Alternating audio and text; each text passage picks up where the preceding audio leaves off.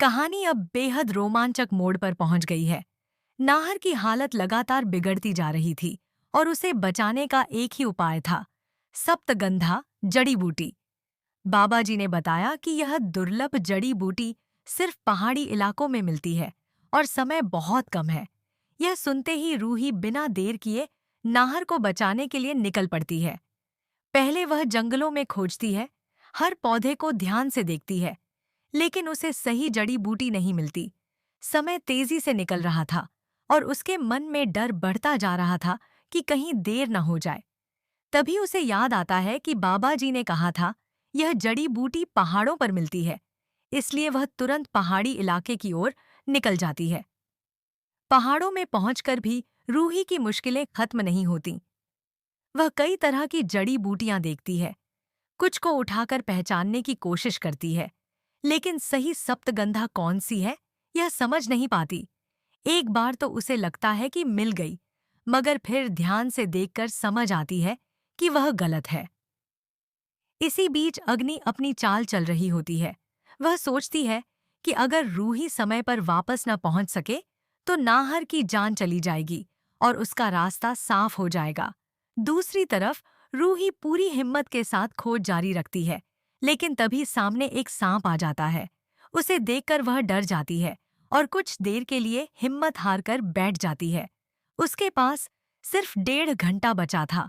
फिर वह खुद को संभालती है और दोबारा खोज शुरू करती है। आखिरकार जब सिर्फ 1 घंटा बचा होता है, तभी रूही को असली सप्तगंधा जड़ी बूटी मिल जाती है। उसकी खुशी का ठिकाना नहीं रहता। वह तुरंत जड़ी बूटी लेकर ऑटो में बैठती है और बाबा जी के पास लौटने लगती है।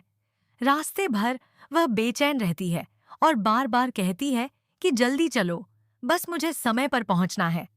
उधर बाबा जी भी चिंतित थे। नाहर की सांसें धीमी होती जा रही थीं और सबको डर था कि कहीं बहुत देर न हो जाए। जब सिर्फ 5 मिनट बचे थे, बाबा जी भी लगभग उम्मीद छोड़ चुके थे। तभी अचानक रूही दौड़ते हुए पहुंचती है और बाबा जी को जड़ी बूटी सौंप देती है। बाबा जी तुरंत जड़ी बूटी को पीसकर नाहर को पिलाते हैं और उसके शरीर पर लगाते हैं। कुछ पल के लिए नाहर की हालत और बिगड़ जाती है। उसकी सांसें तेज हो जाती हैं, हार्ट बीट अनियंत्रित हो जाती है और फिर अचानक थमने लगती है। यह देखकर रूही टूट जाती है और रोते हुए बाबा जी से विनती करती है कि किसी भी तरह नाहर को बचा लें। बाबा जी पूरी कोशिश करते हैं, सीपीआर देते हैं और भगवान का नाम लेते हुए उपचार जारी रखते हैं। कुछ देर बाद चमत्कार होता है। नाहर की सांसें फिर से चलने लगती हैं। उसकी हालत धीरे धीरे सामान्य होने लगती है। रूही खुशी से रो पड़ती है और नाहर को गले लगाकर कहती है कि वह सिर्फ उसका पति नहीं, उसकी पूरी दुनिया है। अग्नि की सारी साजिश नाकाम हो जाती है, क्योंकि रूही ने असंभव को संभव कर दिखाया।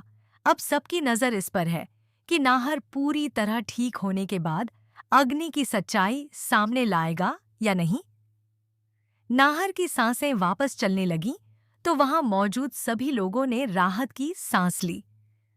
रूही की आंखों से लगातार आंसू बह रहे थे, लेकिन इस बार वे दुख के नहीं, खुशी के थे।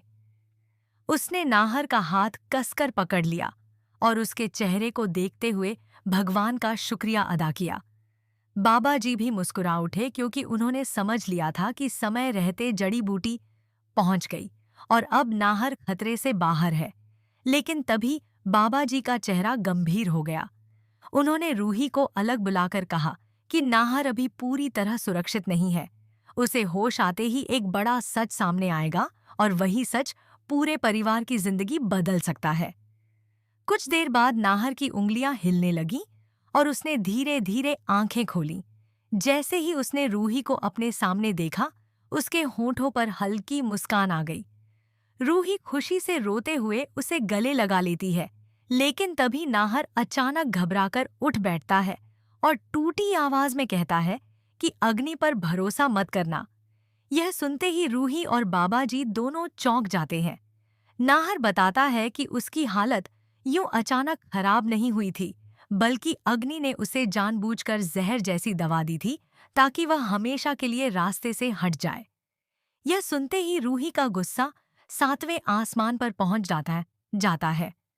उसे समझ आ जाता है कि अग्नि सिर्फ चालाक नहीं, बेहद खतरनाक भी है। उधर अग्नि घर में सबके सामने मासूम बनने का नाटक कर रही होती है। वह दिखा रही होती है कि उसे नाहर की बहुत चिंता है, लेकिन अंदर ही अंदर उसे डर लगने लगता है कि अगर नाहर बच गया तो उसका सच सबके सामने आ जाएगा।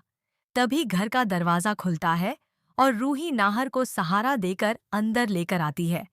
नाहर को जिंदा देखकर अग्नि के चेहरे का रंग उड़ जाता है।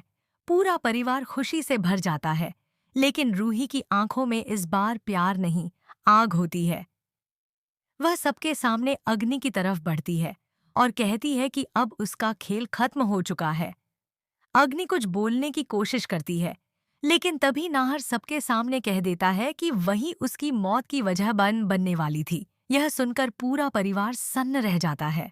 अग्नि खुद को बचाने के लिए झूठ बोलने लगती है, मगर नाहर साफ साफ बताता है कि